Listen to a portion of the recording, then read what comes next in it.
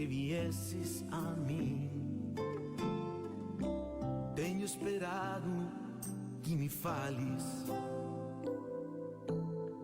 Tenho esperado que estivesses assim.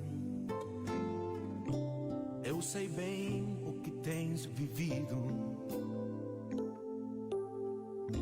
Sei também que tens chorado.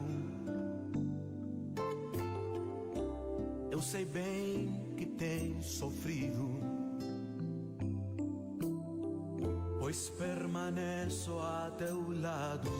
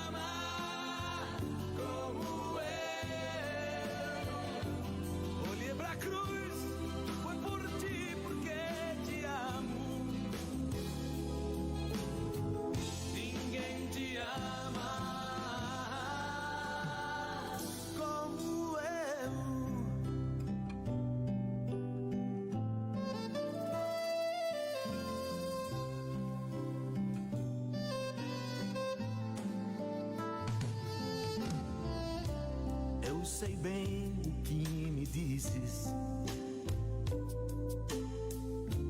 ainda que nunca me fales.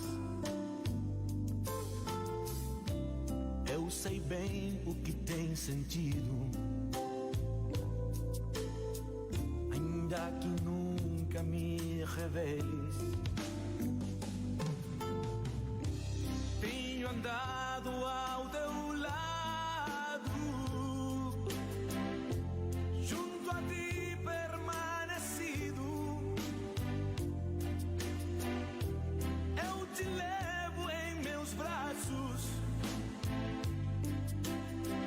pois sou teu melhor amigo.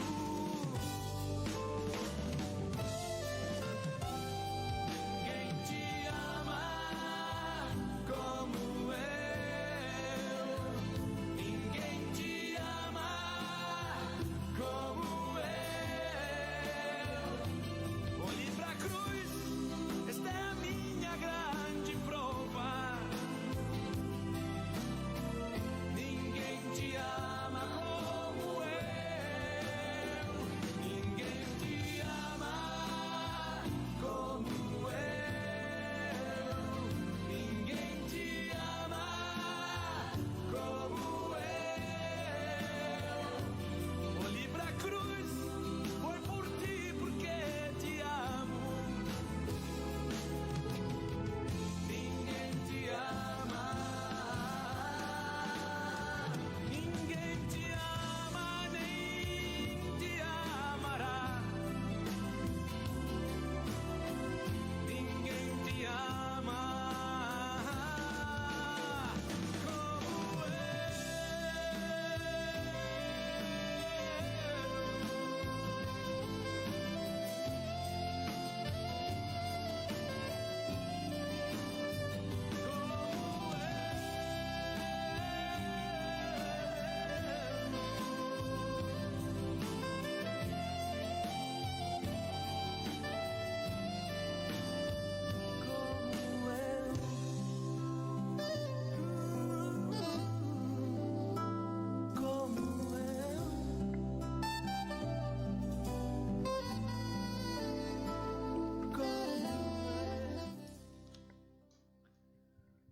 Olá, boa noite a todos que já nos acompanham. Boa noite a você que já está ligadinho na nossa página da Paróquia Nossa Senhora Aparecida.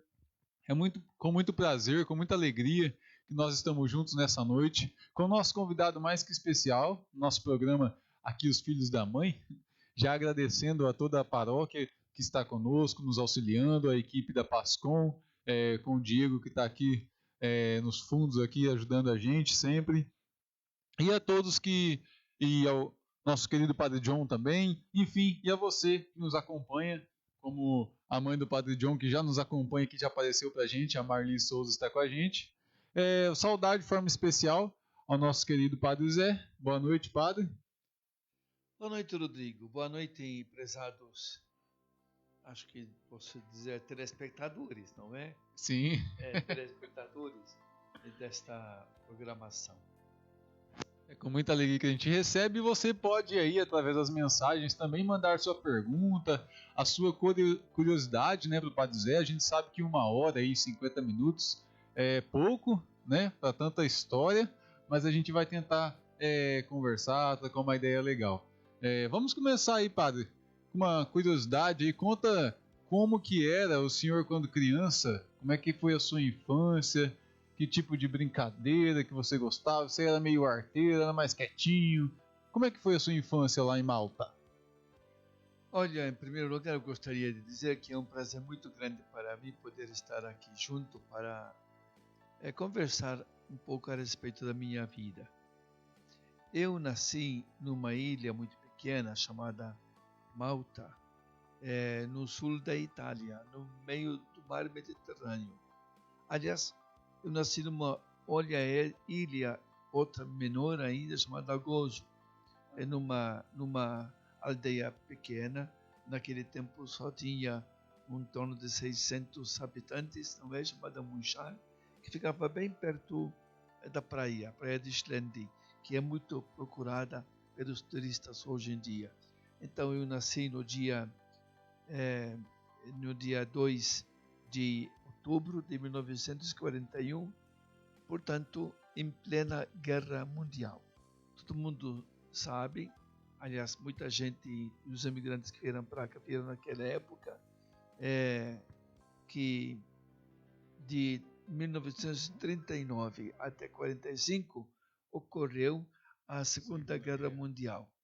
E Malta, naquela ocasião, era protetorado britânico, portanto, quem governava Malta era a Inglaterra. A Inglaterra era a inimiga da Alemanha, então eram as duas forças, a Inglaterra contra a Alemanha. E aliada da Alemanha também era a Itália, vizinha de Malta, bem de Malta. Portanto, a Inglaterra tinha em Malta a base do exército inglês de treinamento, não é? Nossa. Portanto, Malta foi muito atacada pela Alemanha de modo especial. Os italianos não voavam muito baixo, voavam muito alto e não jogavam bomba porque eram amigos e vizinhos de Malta, né? Tinham dó. Os alemães não. Os alemães faziam voos rasantes e bombardeavam até o pessoal na rua, além de bombardear também os prédios, as casas, igrejas, tudo mais, não é? Padre, desculpa ter interrompido, mas o senhor chegou então a sentir isso durante a sua infância ali? Você podia brincar na rua normalmente? Você sentia esse clima de guerra ali? Claro que sentia. Porque, Ah, é? Eu nasci em 41, a guerra começou em 39 e terminou em 45, portanto, de 41, 42, 3, 4, 5, com 5 anos já, né? Sim. Ainda me lembro o fato de tocar a sereia, avisando que vinha um bombardeio dos alemães. Nossa. Aquele som estridente, saía tocando assim para convocar o povo a correr para os refúgios subterrâneos. Tinha assim buracos no chão, naquelas rochas, né? Era um refúgio subterrâneo para todo mundo descer lá para evitar de morrer com alguma bomba, não é? Porque eles atacavam jogando bomba acima das casas, não é? Casas de pedra. E depois, quando passava um bombardeio, tocava o sino da igreja para dar sinal que passou, né? Então todos, me lembro bem, saía correndo de casa para ver se a nossa casa ainda estava lá, né? Estava inteira ainda. E ainda corria e gritando: mãe, a casa está aí ainda, né? Caramba. E o senhor brincava na praia também ali, bastante, quando criança? Claro, até minha mãe sempre ia junto, não é?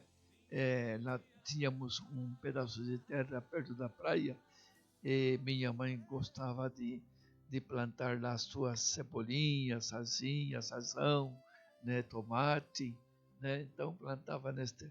Enquanto ela ficava plantando, nós crianças com outras crianças colegas, não é?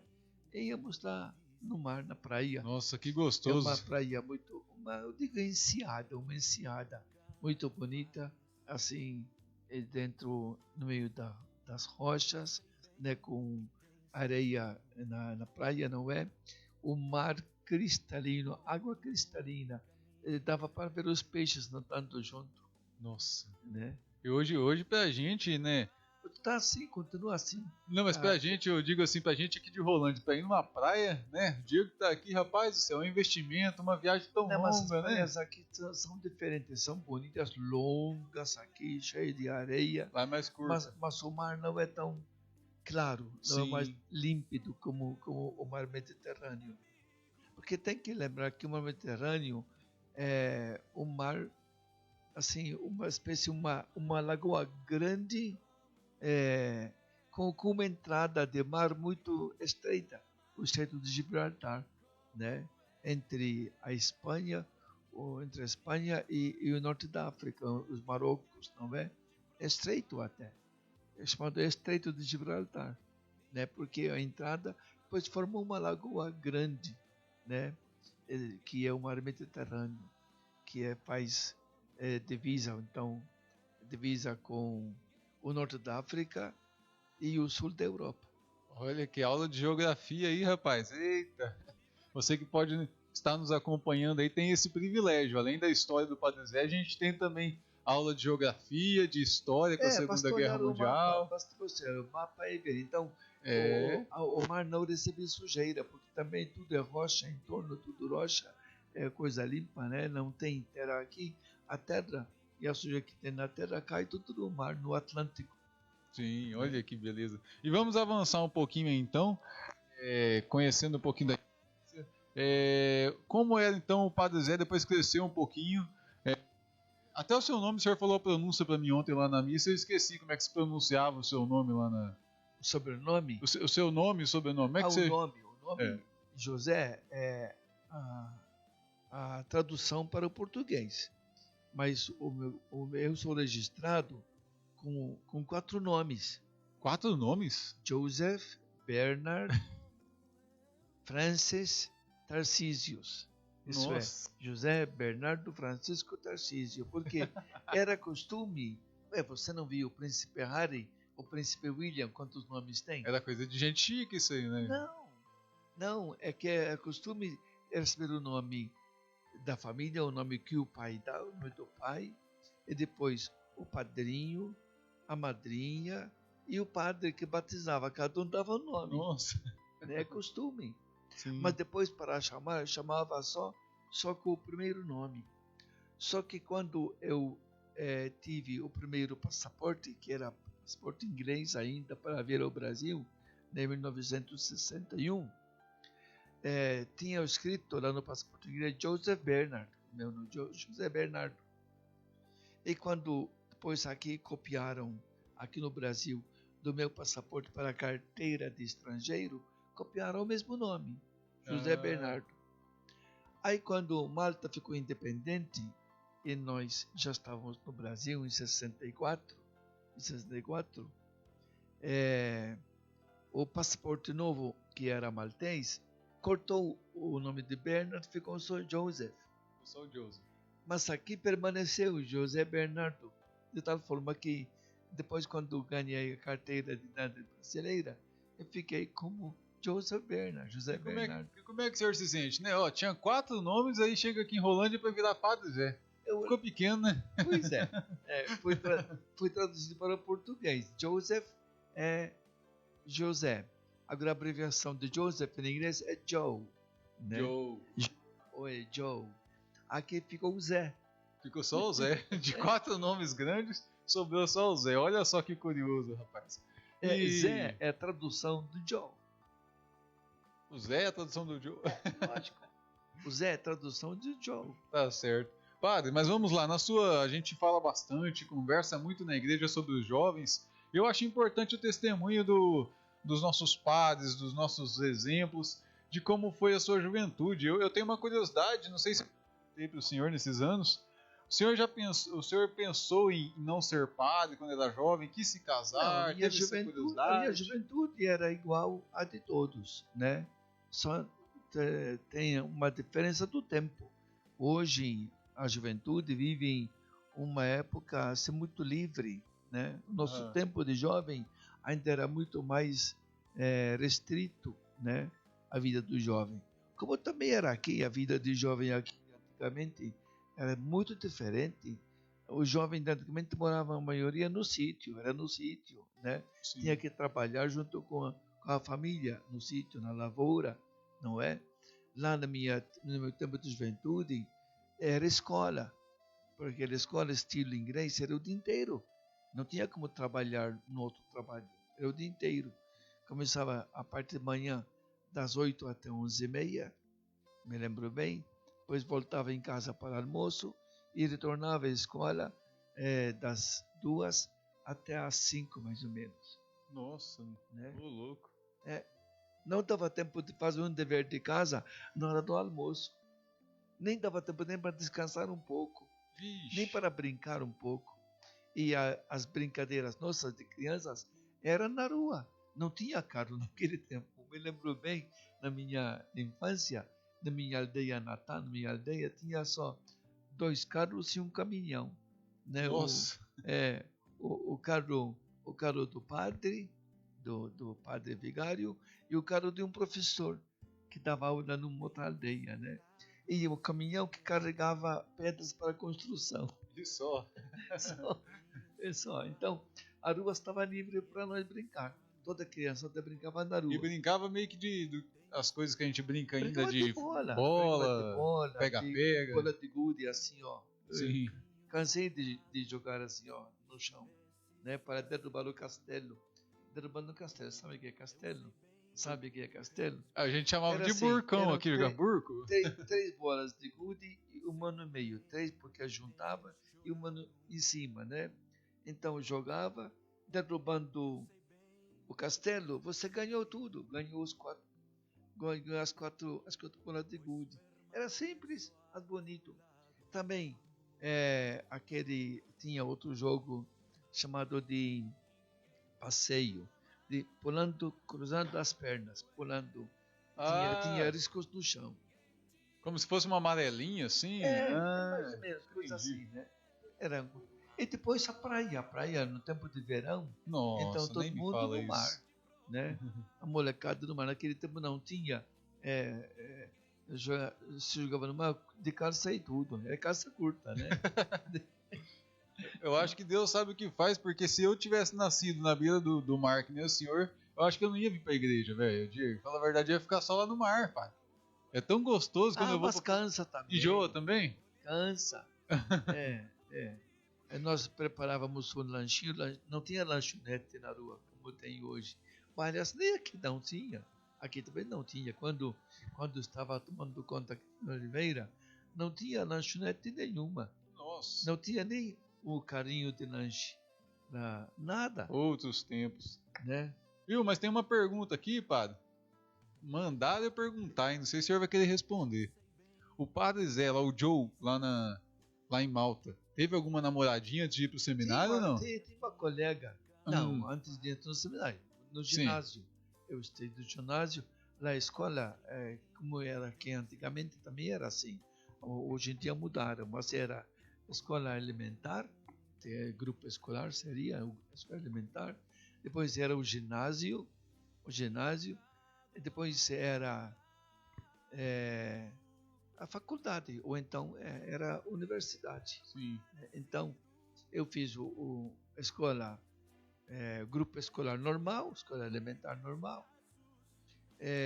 Depois fiz o ginásio normal, né? Depois já tinha uma menina que gostava de mim, também eu gostava dela. Mas não digo nem que era namorada. Era assim, companhia de estudo, de escola. Então gostávamos de nos encontrar para ir na escola junto, voltar junto, para estudar. Eu tinha horror de matemática, né? E ela adorava matemática. Então ela te ajudava, né?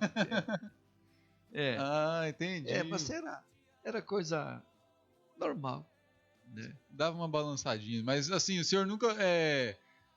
Desde quando o senhor já pensou em ser padre e teve a certeza disso? Assim, não a certeza que eu acredito que vai tendo com o tempo, né? Não, certeza de entrar no seminário eu tive desde meus 14 anos, mais ou menos. Nossa, bem já novinho. estava assim, bem decidido. Tanto é que no meu tempo de infância também tínhamos uma das coisas que mais me faz sofrer até hoje é a imigração da minha família. Ah, Porque devido à guerra, Malta empobreceu muito. Isso é, chegou uma época que não tinha, podia ter dinheiro para comprar, mas não tinha O comida alimento. para comprar, né? Nossa. Os aviões dos alemães afundavam os navios que vinham com comida dentro do porto, né? Quantos navios afundaram vindo com comida, né? Ainda me lembro dia 15 de agosto, era a festa de Santa Maria, isso é da Assunção do Senhor ao céu, que um comboio com comida da Inglaterra conseguiu entrar no porto, era uma vitória. Nossa, era festa. Né? Era uma festa. Tanto é que é chamado comboio de Santa Maria. Até hoje, o dia 15 de agosto é feriado nacional. Eita! Não só dia santo, feriado nacional para lembrar esta vitória. O dia que chegou um navio com os mantimentos lá. Com mantimento. Então, por causa da guerra, então, logo antes da guerra, já tinha aberto a migração para a Austrália, para o Canadá ou para a Nova Zelândia. E meus 2 tios, irmãos de minha mãe, eu ainda não tinha nascido, eram jovens ainda, de 20, 25 anos, né? Eles emigraram para a Austrália para ter uma vida melhor, para trabalhar lá, né? O governo oferecia moradia e trabalho já, iam com trabalho pronto, né? Com o navio que levava 1 mês e meio para chegar lá na Austrália, de Malta para a Austrália, ainda passando pelo canal de Suez. Teve muito dessa migração, então, devido a dificuldades, então. Claro, teve imigração em massa. E meu pai também devia ter ido junto. Mas ele já namorava minha mãe, que seria irmã destes 2 tios, que eram amigos. Então ele ficou para casar primeiro e depois do casamento ir com ela para a Austrália. Entendi. Mas aí estourou a guerra. E aí não teve como sair mais. E não tinha como viajar mais, não tinha mais comunicação nenhuma. Caramba. Eu me lembro de minha avó chorando porque os filhos morreram na guerra. Mas ela não sabia que é tão distante assim. Não tinha morrido. É que não tinha comunicação. Não tinha telefone, não tinha internet, não tinha nada disso. E televisão tinha já? Não? Nem tinha aviões para trazer as cartas. Entendi. Tinha televisão na época já? Não, que televisão? Não? Televisão fui ver Esses aqui dias no aí, Brasil. Né? Aqui no Eita. Brasil. Então, vamos para essa parte mas do... então da guerra estou falando. Sim. Então, mas aí estourou a guerra, e quando acabou a guerra, começaram a vir as cartas de novo dos meus tios, e incentivando meu pai para ir para a Austrália. Com a esposa, com a família, seria. Que já tinha nascido ainda uns 2 filhos, até então. Né? Mas ele não se animou, porque ainda as crianças pequenas, não se animou. E depois, então, ele intencionou, ele queria ir para a Austrália, depois, lá pelo ano de 1952, né? Mas aí eu já era grande e já queria entrar no seminário. Já tinha intenção de ser padre, né? E eu falei para eles, olha, vocês vai todo mundo, eu fico aqui com a avó para entrar no seminário. Meu pai não gostou, falou, ou vai todo mundo, ou não vai ninguém. Ou não vai ninguém. Né? Então, E aí, o que aconteceu? deu certo que a irmã dele, minha tia, portanto, a irmã dele já tinha o marido e os filhos mais velhos na Austrália. Estava indo para a Austrália com os filhos pequenos dela. E meu pai falou, então eu vou com minha irmã na Austrália, acompanhar, que faz companhia no navio e ajudar ela a cuidar das crianças. E aí Ele foi e nós ficamos em casa. ficou você e sua avó ou sua família toda? Ficou só ele? Minha mãe, meus irmãos e eu. Depois meus irmãos foram mais tarde. Ah, sim. Eu já vim no Brasil em 61. Meus irmãos foram para o país em 63. Aí meu pai voltou para casa definitivamente e ficamos assim separados. Mas não fomos na Austrália naquela época por causa de mim, porque eu queria entrar no seminário. E não sabia se tinha seminário na Austrália, ninguém dava notícia. A Austrália já é bem isolado, né? Hoje em dia, imagina naquela época que não se tinha a hoje em dia também comunicação. continua longe, né? Se hoje já é longe, Para imagina. ir de avião até o centro daqui do Brasil leva em torno de 25 horas. Nossa Senhora. Com uma parada. Então o senhor veio para cá e deixou sua mãe ali ainda, em Malta, com a sua avó? Não, com os filhos, né? Com os outros filhos. Com os outros filhos também. Com a avó também, a avó morreu depois. E foi assim, o bispo da época chegou e falou, vamos pro Brasil? Como é que foi essa parte? Não, ninguém obriga, né? Tanto não. É que eu queria ser missionário. Eu não queria ser padre lá em Malta, já tinha muito padre. Eu imaginava que tinha lugar que precisava mais de padre do que em Malta. Malta pequenininha assim já tinha bastante padre. E o Papa João XXIII tinha feito um apelo veemente em favor da América Latina, porque já era cristã, estava perdendo a fé por falta de padres, dizia o Papa João XXIII. Então, eu não queria nem vir para o Brasil, minha intenção era ir na África, algum país da África. Quando fui pedir para o meu bispo de lá, para me mandar da África, eu estava com 18 anos, eu já estava na filosofia, no seminário. Fui pedir para o bispo porque vinha muito missionário italiano ou maltês, falando das missões, falando da África ou da Índia, né? Eu não sabia o que tinha na África, via somente pelas revistas missionárias, aquelas crianças barrigudas sem camisa, né? Sim. De tanto comer arroz. Pois e aquilo me encantava. Eu queria ir missionar na África. Eu fui pedir para o bispo me mandar na África. Ele falou, onde?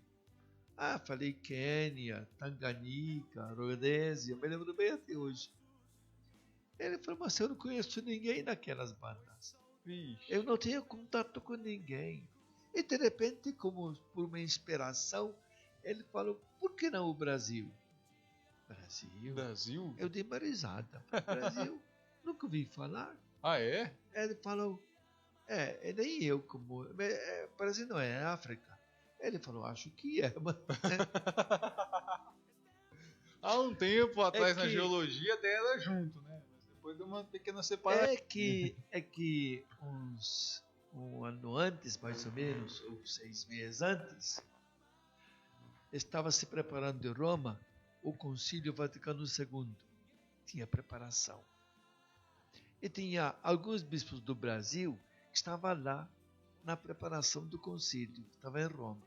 Sim. Entre os quais tinha o bispo recém-nomeado de Londrina, recém-criada diocese, Dom Gerardo Fernandes.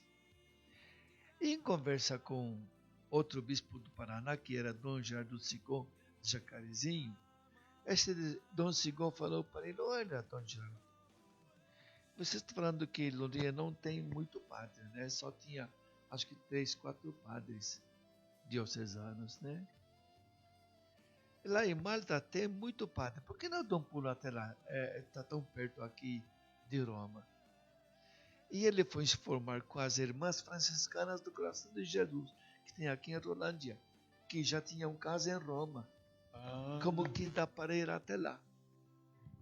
Eles explicaram, conversaram com o arcebispo de Malta, Monsignor Gonzi, e ele encarregou então o reitor do seminário para acolher o bispo brasileiro. E o bispo foi lá para Malta à procura de padres. Mas quando ele estava indo para Gozo, queria ir para Gozo também, tinha que passar, era mês de fevereiro, muita tempestade, muita ventania, o mar agitado, passando perto do lugar onde tinha naufragado São Paulo, né? De acordo com o Atos de Apóstolo, capítulo 28. Aí o Monsenhor falou, olha, excelência, ali que naufragou São Paulo. Ele falou, mas eu não sou São Paulo, não. Eu não vou para Gozo. não quero naufragar, não. Né? Então, fala para o bispo de Gozo, se tiver alguém que quer vir ao Brasil, fazer contato com o reitor do seminário. E assim aconteceu. Ele me disse, olha, aqui tem o endereço do reitor do seminário da arquidiocese. Faz contato com ele. Ele vai te explicar. E pronto, por carta. E o reitor do seminário da arquidiocese, porque eu sou de outro seminário, né? Ele me mandou uma carta muito carinhosa, com aqueles adjetivos elogiosos, não é? Sim. Que belo, essa vocação de missão, tá? E falou que no seminário da arquidiocese tinha 3 também com intenção de ir ao Brasil. E me deu o endereço de um deles, para eu fazer contato com ele e nos encorajar mutuamente. E era o endereço do hoje Monsenhor Bernardo. Ah, é? É. Nossa, cara. Nós somos irmãos até hoje. Né? Padre, deixa eu mandar um abraço pro pessoal que está participando aqui da paróquia. Todos vocês, obrigado por estarem acompanhando a gente neste programa, nesse início deste programa que a paróquia quer oferecer para todos nós. Acredito que seja de grande valia, né?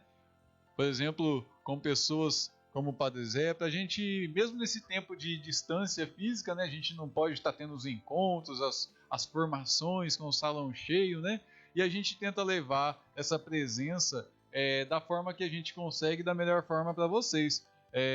Um abraço e um beijo especial para a Princiele aqui, ó. Essa posso mandar, tá bom? Minha querida esposa, que o Padre Zé falou para ela que é para eu tirar a barba ontem. Eu achei um pouco sacanagem, não é para eu tirar a barba, não.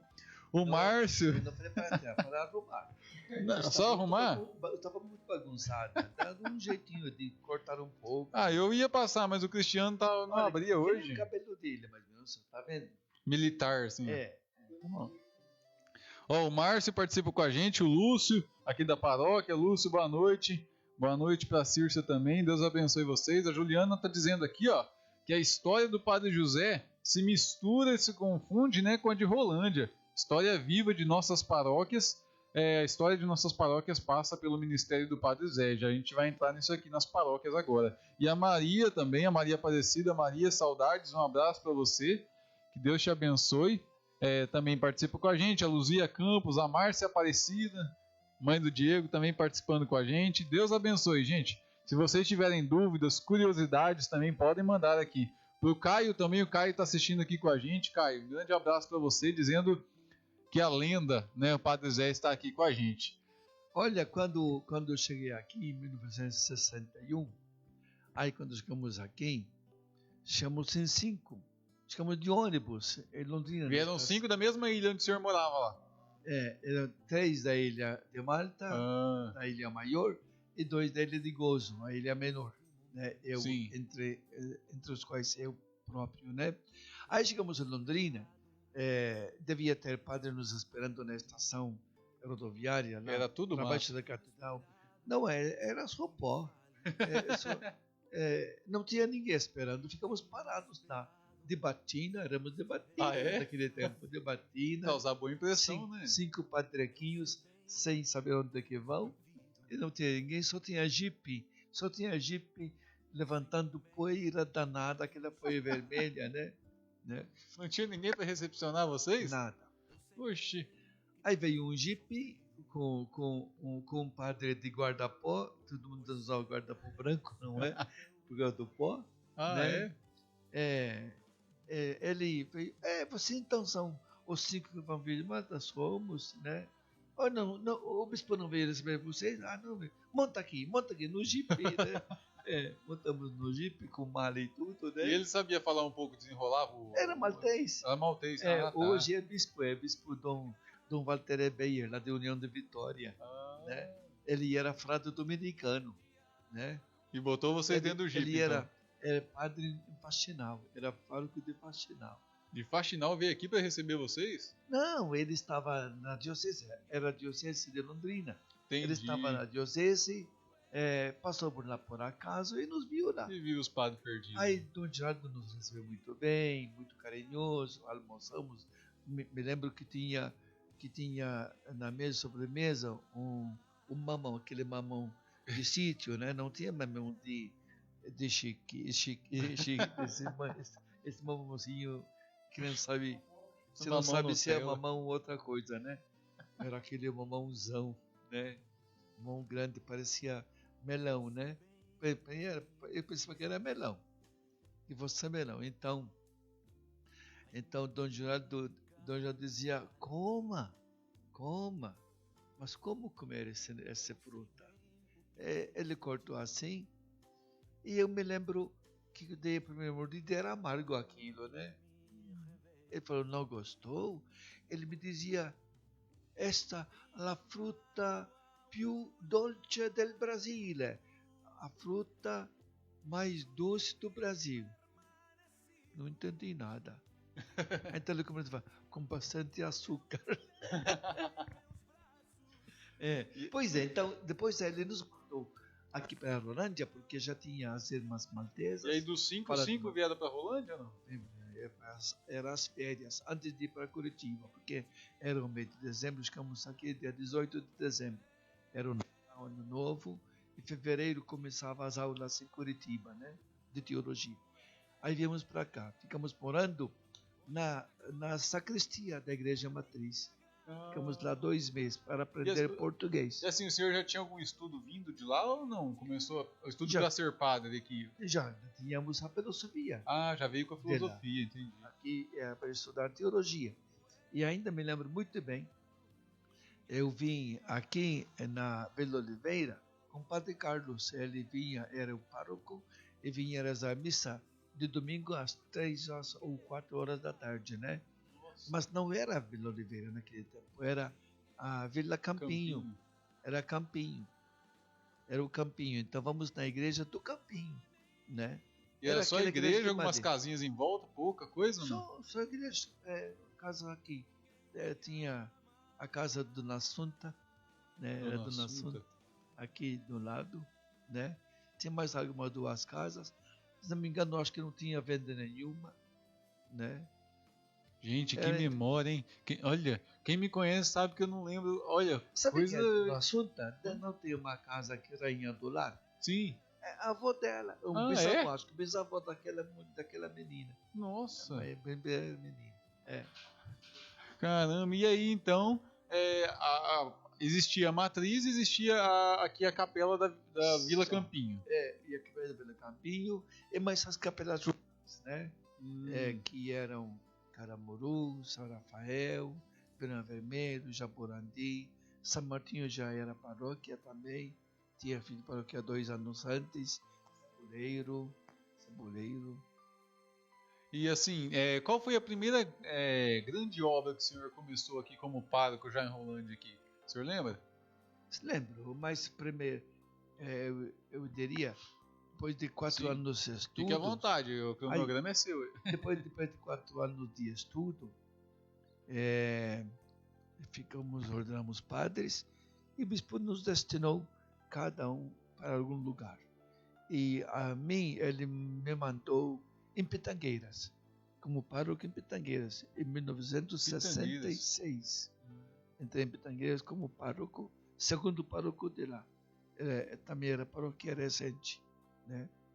E o que eu me lembro bem, 2 coisas para mim eram grandiosas naquele tempo, também hoje seriam, né? Era o tempo de renovação da igreja, ficou o Concílio Vaticano Depois do II, né? concílio. A renovação de tudo quanto que é jeito. Da catequese, da liturgia, a língua portuguesa, porque era latim, língua em português, né? E estavam fazendo uma experiência muito bonita, os padres belgas lá em Francisco Beltrão, lá no sudoeste do Paraná. E o padre Dom Gerardo Fernandes me pediu para ir com o padre Sempre Bom, que era o coordenador da pastoral daqui, da diocese, para conhecer o trabalho deles nas comunidades rurais de base.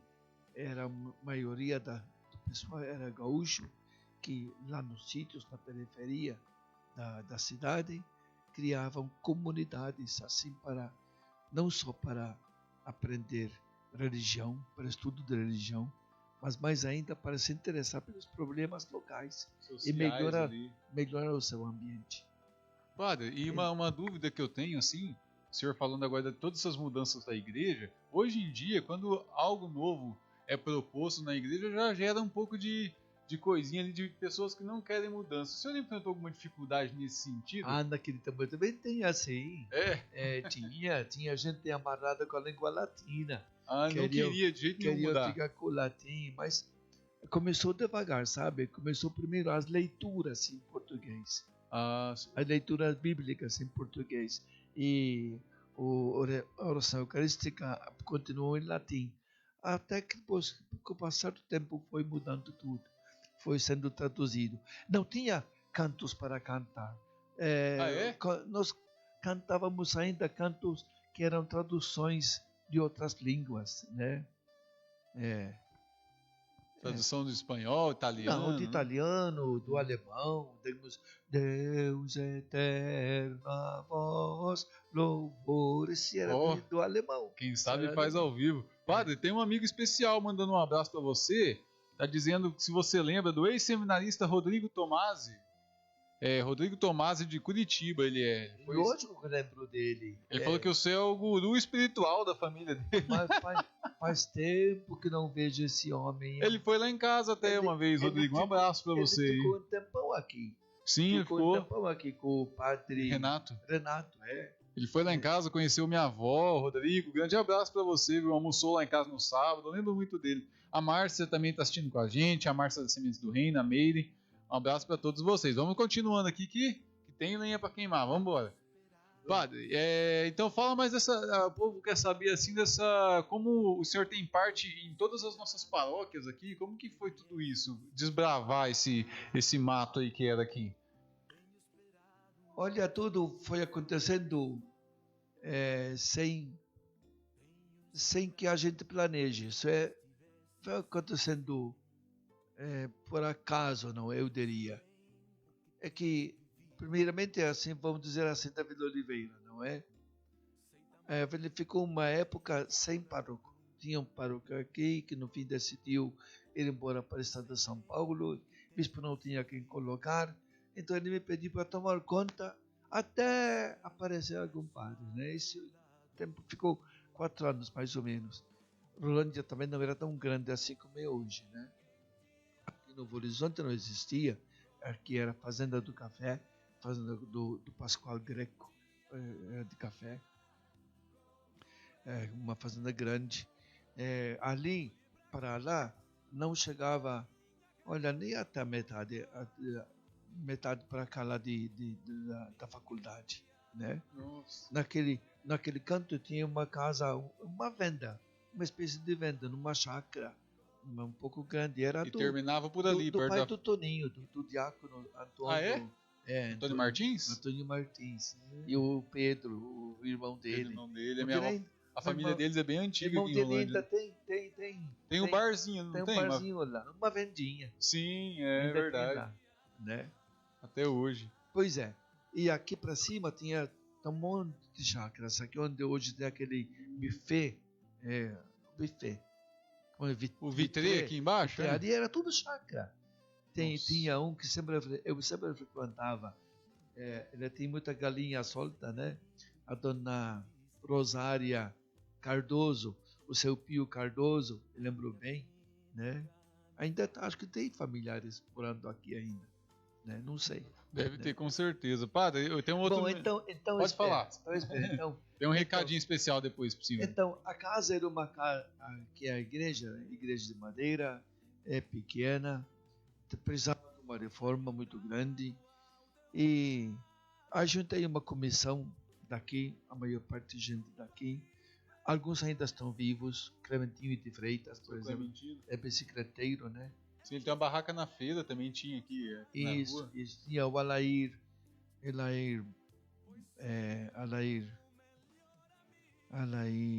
Não lembro esqueci o sobrenome. nome dele. Normal.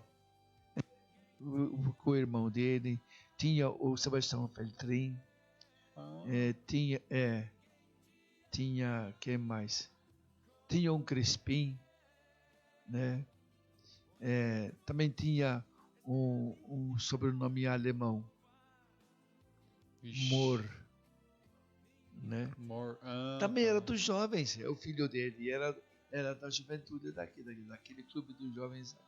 Tinha o Clube dos Jovens, né? Meu tio sempre Pois falava. então, do Clube dos juntei Jovens. eles, junto com a comissão da Igreja Matriz, para formar uma equipe Equipe. só, para trabalhar também no centro da cidade.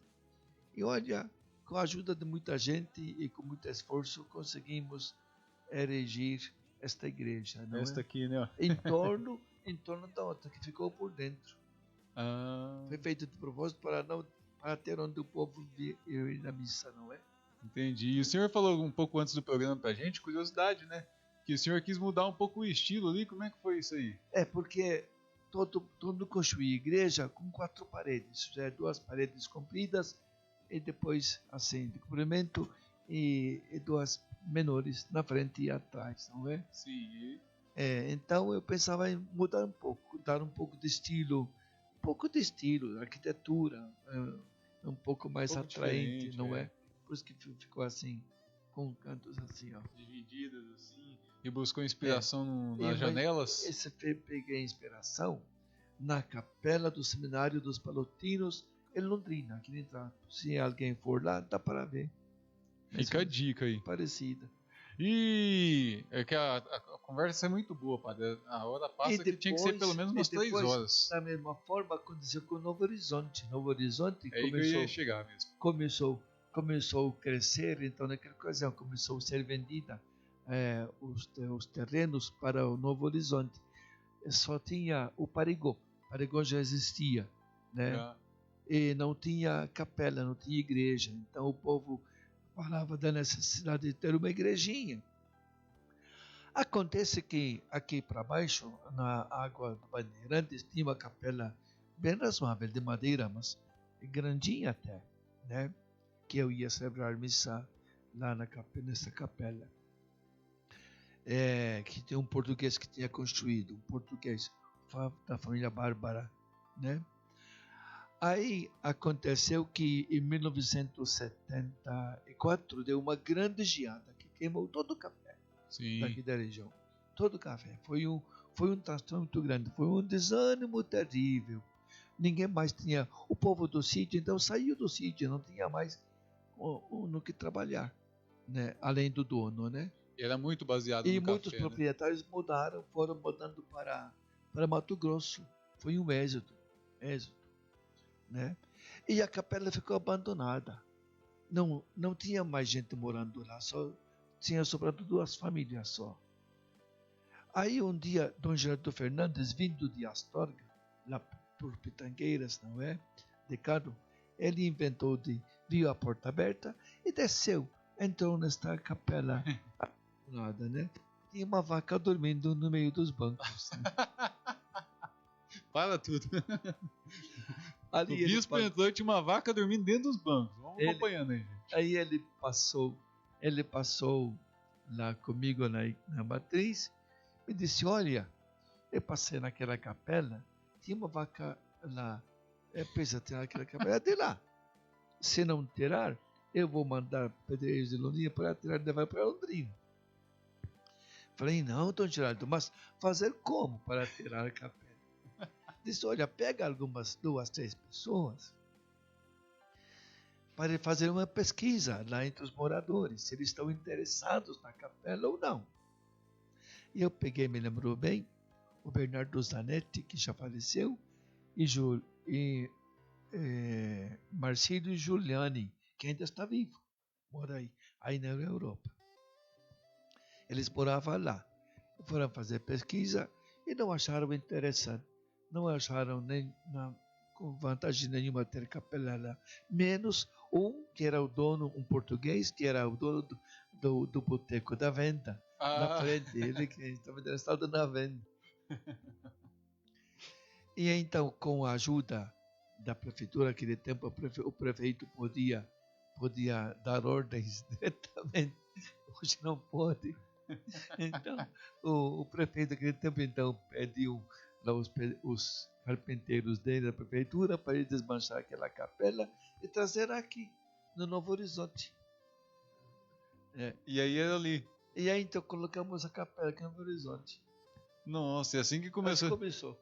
A história do Novo Horizonte passa então, você que é paroquiano aí do Novo Horizonte, sabe que a história da sua paróquia passa pela vaca dentro da capelinha, né?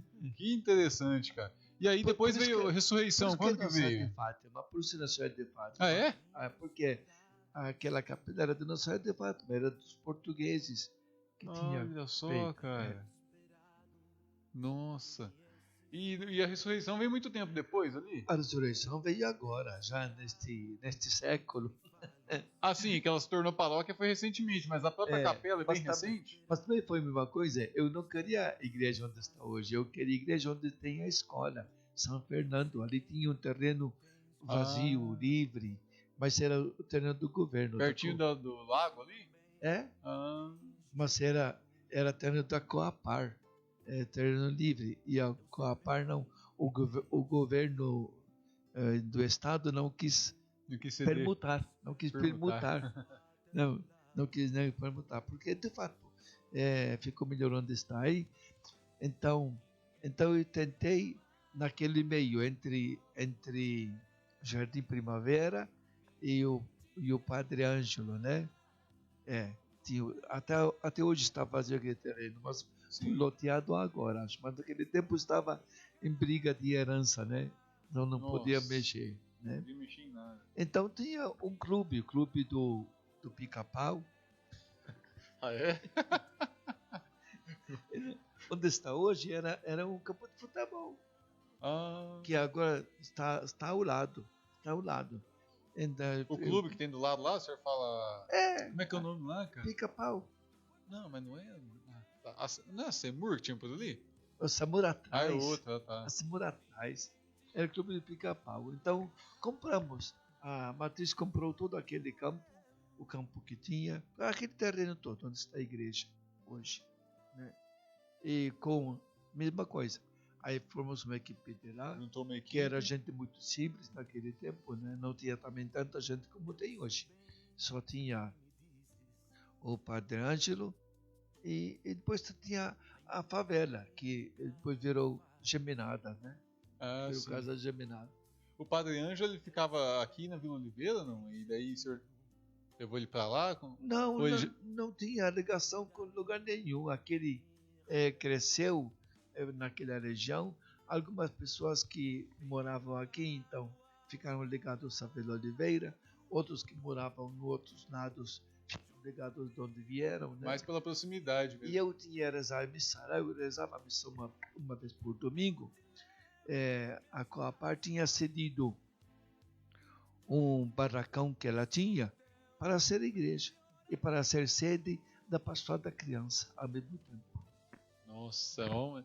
Caraca, a gente já percorreu, olha, Vila Oliveira, Novo Horizonte, Ressurreição. E Vila Oliveira, Vila Operária também. E Vila Operária, como é que foi? O término daquela igreja foi eu que fiz, o término, a cobertura. Tinha começado a construção com o Padre Pedro, quando era paróquio na Matriz. Padre Pedro. O senhor foi um dos primeiros párocos, assim, na ordem da Matriz, uma curiosidade que eu tenho. Quantos padres vieram antes do senhor? Você tem noção disso? Não? Vieram só 4. O Padre José Herios é o primeiro pároco, que era alemão. O Padre Carlos Bonetta, um por um ainda. Italiano. Depois veio o Padre Roque Schoffen, que era brasileiro filho de alemães de Ibiporã, né? Depois veio o Padre Pedro, né? Depois eu e Padre João. Nossa, o senhor foi o quinto padre ali, então da matriz. Que história, gente do céu. Padre, e umas coisas, curiosidades aqui também que eu também preparei aqui para perguntar para o senhor. Nessa... Fala bem, você vai falar do que preparei? eu preparei, essa foi eu. O povo quer saber. Quando é coisa assim das namoradinhas, eu falei, o povo quer saber. Tá certo. O Bidu mandou um grande abraço pro senhor, o Bidu. O Bidu, muito conhecido, também ele me ajudava muito lá com Evangelizarte, né? O senhor abriu várias portas para eles lá também, né? Evangelizarte era muito grande de jovens, nossa, tinha uns 80, né? Jovem, depois saiu o Jovens para Cristo, saiu do Jovens para Cristo gostava, Evangelizarte. Nossa, né? Me lembro muito daquele show com Anjo de Resgate que eles abriram lá o show, né? Nossa senhora, aquele dia foi muito massa. Mas eu ia perguntar, padre, assim, diante da sua vida espiritual, de todo esse tempo de caminhada também, é uma coisa mais curiosa, fugindo um pouco da história, eu não sei, não me recordo qual é o seu lema de ordenação, enfim, mas eu queria que o senhor citasse para nós uma passagem que o senhor gosta, que o senhor tem um pouco de afinidade do antigo e do novo. A lema da minha ordenação são duas frases que se juntam, uma extraída de São Paulo Apóstolo aos Filipenses e outra do Evangelho de São Marcos. É assim: eles deixaram tudo e seguiram a Jesus, porque é preciso que ele reine. Nossa. Eles deixaram tudo e seguiram a Jesus, porque é preciso que ele reine. E isso falou muito no seu coração quando o senhor deixou de lá, porque é preciso que Jesus reinasse aqui também. Olha que bonito. Para seguir Jesus. Que bonito. E deixei tudo porque é preciso que ele reine. E do Antigo Testamento, o senhor tem alguma passagem marcante que o senhor gosta, assim, também, que te chamou a atenção quando jovem? Do Antigo Testamento? Isso, que o senhor gosta, tem uma afinidade, alguma história? Olha, a história que mais me chama a atenção é aquela frase do profeta Jeremias, que fala assim, termina, uma frase um pouco mais comprida, mas termina: ele é meu. Nossa, que aula de vocação, hein, rapaz? Falando em vocação, o Wellington mandou um abraço aqui pro senhor, viu? Quem? O Wellington Ignacio. Está ouvindo? Tá ouvindo, assistindo a gente. Saudação, Wellington. É, o último padre formado aqui em Rolândia, gente, olha. Quantos padres o senhor já formou aqui também, falando isso? Olha, nem me lembro. Tem alguns que já são bispos. Já são bispos, já? Tem. Não são daqui, mas ficaram aqui comigo um tempo, né?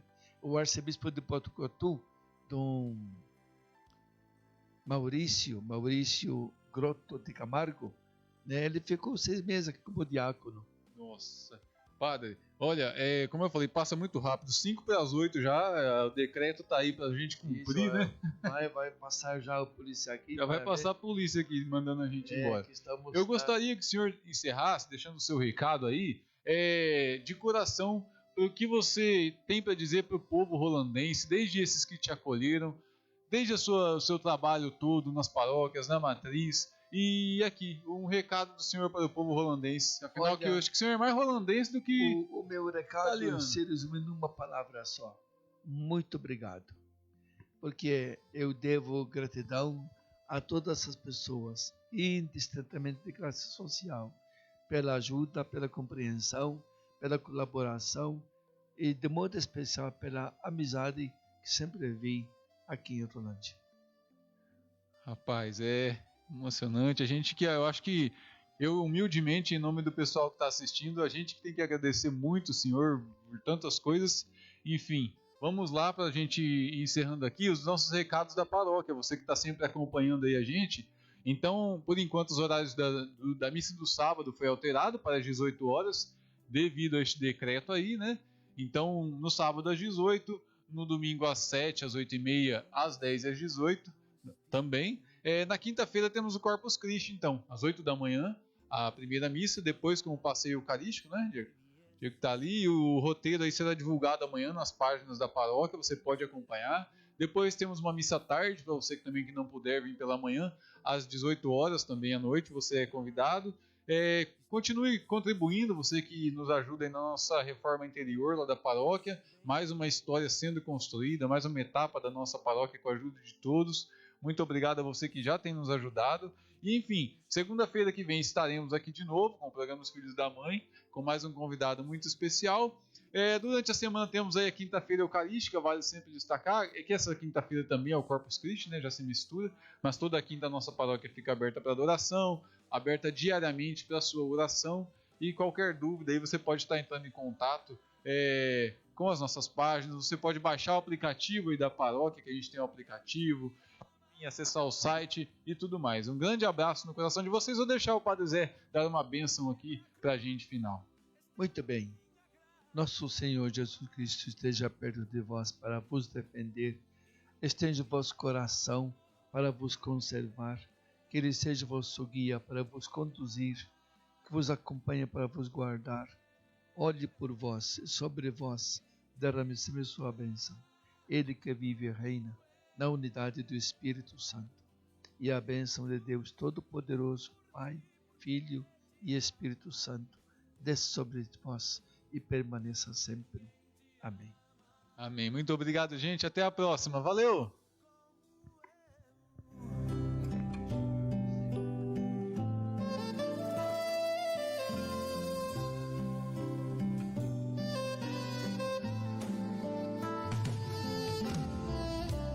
Eu sei bem o que me dizes, ainda que nunca me fales.